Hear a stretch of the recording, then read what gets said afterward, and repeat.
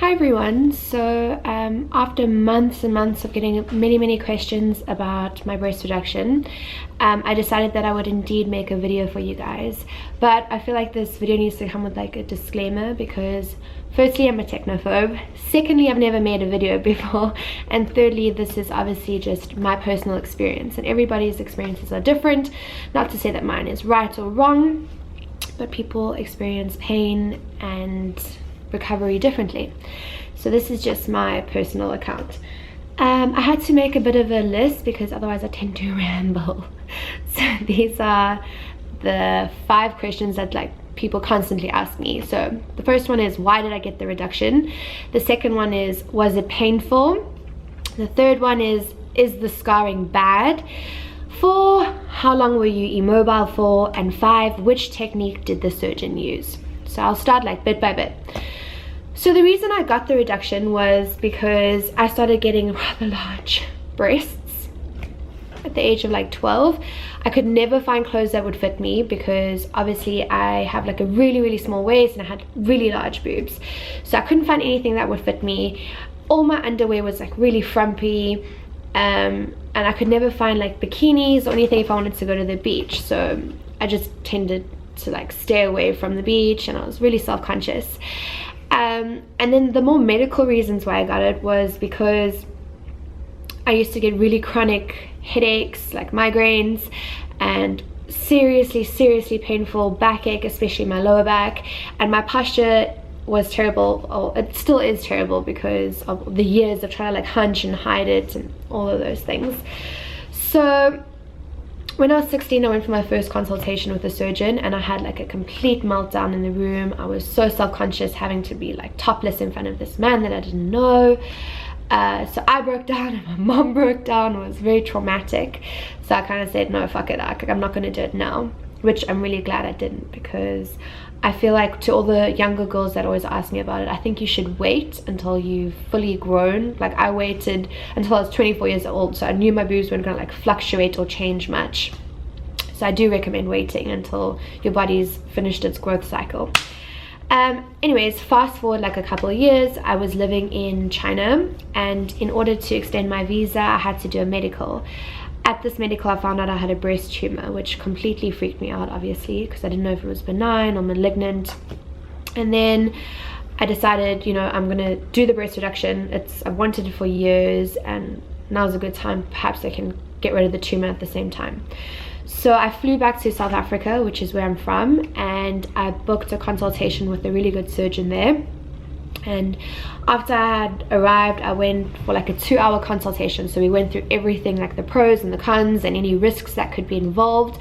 There are some risks, but it's really rare. But obviously when you speak to your surgeon, they'll go through that with you. I'm not gonna speak on behalf of all surgeons right now. So I just made it very clear to my surgeon. I just said, just get me as small as possible. Like I just want to be as tiny as possible. Like if I can have bee stings, that's wonderful. I know a lot of people are like, oh, but big boobs are so great, and you know, that's like your personal opinion, but for me, I don't think so. And let me just tell you, like I was a 34E, and like in bras it looked fine, but when I took my bra off, they don't sit up here, they sit you know, they were saggy because of the weight. So yeah, I just made it very clear to him. And then we decided to go ahead and we booked the surgery for 2 days later. And I was so excited because this is something I'd wanted for, I think, like 10 years. So I was certain about it. There was nothing he could have told me at that point that would have made me change my mind. And then number 2, the other question that I always get asked was it painful? Okay, this is a tricky one because obviously everybody experiences pain differently. I tend to have like a pretty high pain threshold, and I think like what my surgeon said to me when I went in for the consultation, he said a lot of people tend to act like dying swans, meaning that some women put it in their head that it's incredibly painful, so therefore they feel pain and they stay at home and they don't want to do anything. So I made like a conscious effort to not be like that. And that's not to say that some women don't experience a lot of pain, because of course you do. But in my personal experience, when I came out of surgery, like the first 2 days I was like really tender, but I wouldn't say it was painful. Like on a scale out of 10, I would say it was like about a 4. It was more like uncomfortable, like I couldn't really raise my arms, and it was just like a weird sensation. I refuse to take any pain medicine because I'm a little bit of a wuss when it comes to taking medicine. I don't like the way it makes me feel. So that, like the first day I took the medicine that they recommended, the painkillers, I can't remember what it was, but it was really strong.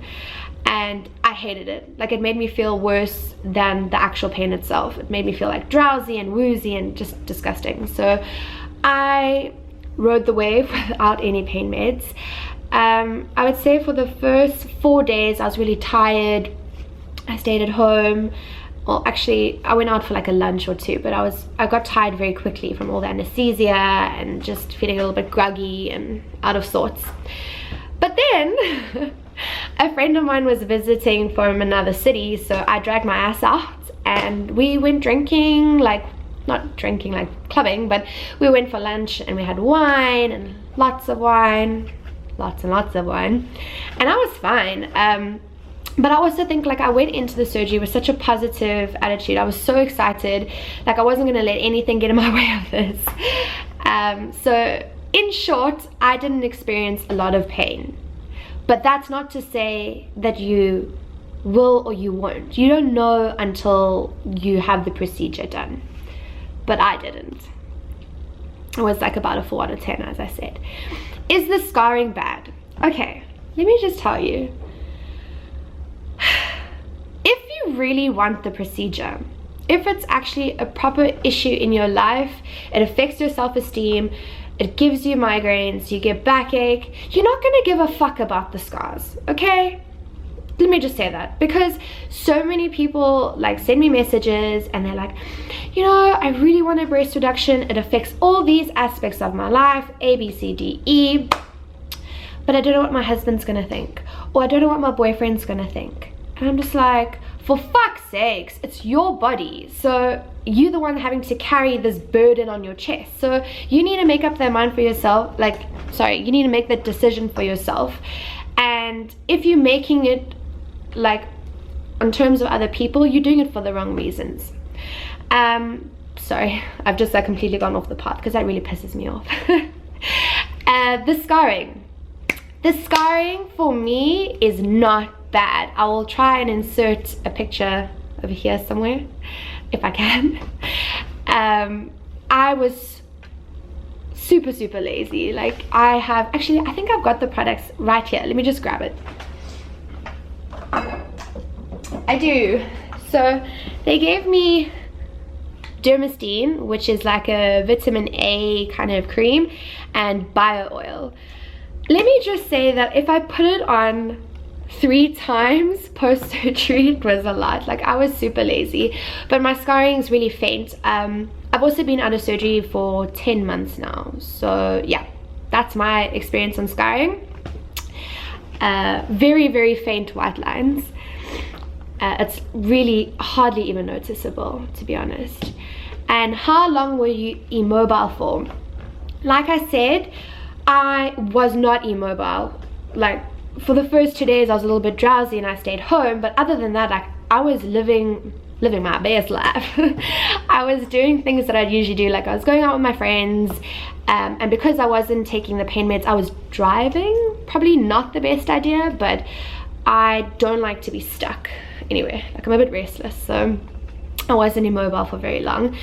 The biggest milestone was probably like after 3 weeks, because like I said, like I was very tender, a little bit of pain, and then after 3 weeks it was kind of gone and I felt great, and I was just wearing a sports bra, nothing like, no surgery bras and stuff like that. And the technique that the surgeon used on me was the Lollipop Technique. So what they do is they cut around your areola and then they cut down, then they pull all the skin up. So what the Lollipop does is it actually gives you a reduction and a lift. So they're not down there anymore, which is amazing. I'm actually not even wearing a bra right now, and they're pretty up there, which is cool. But yeah, so I got the Lollipop Technique. A brief rundown of the procedure. I basically got there in the morning super early, did the boring documentation, and then I went into the preparation room, and I had to get like surgical stockings fitted, and I was not nervous at all. Like, the surgeon came in and I was speaking to him, and he, you know, drew all the markings on me where they were going to cut and stitch and everything, and I was just like, yes. Then the anaesthetist came in and he was like, I'm gonna do this to you, and I was just like, oh fuck no. Like, the anaesthetist freaks me out a lot more. Like, I don't like the idea of being unconscious. So I was just like, pre-med please. So he gave me the pre-med, and the last thing I remember was saying, Mom, I don't think this is working. And that was it. Then I woke up and I was really cold, like shivering, so they put like a heater in my bed to heat me up. And then I went into my recovery room. That I stayed overnight because that's what the surgeon recommended. I don't think it's necessary for everybody, but I did, and I'm not complaining because they pumped me full of pain meds. But the whole night was a blur. Like, I was in and out of consciousness. I had zero appetite, and I just remember saying to the nurse, annoying the shit out of the nurse, and just saying, I really want to go home. Can you call my mom? Like a real adult that I am. And then the next day I got dismissed and I was in bed. I think one of the kind of like annoying things about having the breast reduction is that you have to sleep on your back for a long time. For me, I'm not a back sleeper, I'm like completely a side sleeper, so that was a bit of an adjustment. However, the surgeon did give me not painkillers, sleeping tablets, which I did take for 11 days, and then I had to wean myself off of it because I'm actually an insomniac, so getting my hands on those sleeping pills was quite lovely. But yeah. Back to the story. But that was about the only annoying thing. Other than that, I had a really great experience, and if I could recommend to give any advice to women or girls out there, I would just say, you know, go ahead and do it, but you have to do it for the right reasons. You have to do it for yourself. And to the younger women who contact me, I would just recommend waiting until you're a little bit older, because your body changes so much during puberty. And you know, if you're 16 years old, my body changed so much from when I was 16 to 24. Let me tell you, like, my weight fluctuated, my boobs unfortunately always stayed the same, but my height, like, I got taller, leaner, bigger boobs. It sounds okay in theory, but it was awful. It was an awful time. Yes, my breast reduction when I was 24 years old, and I'm ever so grateful that I did.